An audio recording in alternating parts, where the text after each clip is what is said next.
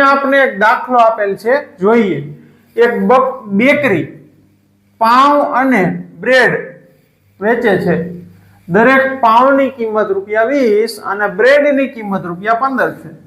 जो राहुल कुल 15 वस्तुओ 280 में खरीदे छे तो तेने केटला पाव खरीद्या हशे? एकदम प्रो लेवल नो क्वेश्चन। आपणे साव सामान्य रीते गणतरी वगर ज करशुं। અહીંથી આમ ઢીસુમ ઢીસુમ કરશું, જવાબ આવી જાય। અહીં ટચે નથી કરવું। હાલો કરીએ ચાલો। બરાબર। બેકરી પાવ અને બ્રેડ વેચે છે। પાવની કિંમત 20 છે। કેટલા ખરીદે છે? ટોટલ વસ્તુ આપણી પાસે 15 છે। 15 વસ્તુઓ છે, 280 માં ખરીદે છે। ધ્યાનથી સાંભળજો। 15 વસ્તુઓ 280 માં ખરીદે છે। પહેલા આપણે પાવ જ લેશું। 20 રૂપિયાનો પાવ 15 વસ્તુઓ ખરીદે છે। કેટલા રૂપિયા બગડે? તો કે 20 ગુણ્યા 15 કેટલા થાય? 300 રૂપિયા। આપણે વાપરવાના કેટલા છે? 280। 20 રૂપિયા વધારે વપરાઈ ગયા।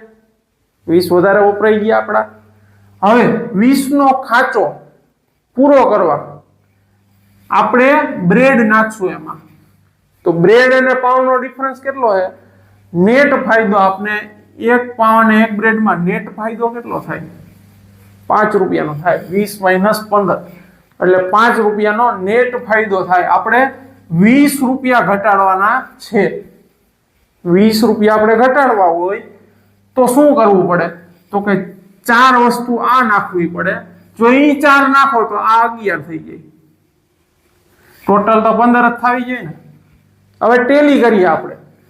11 વસ્તુ આ ગણો 20 રૂપિયા વાળી એટલે 11 દુ 22 220 થયા। અને 4 વસ્તુ આ ગણો 15 ચોકુ 60 થઈ ગયું ને। 280 નું સેટિંગ જ કરવાનું છે આપણે।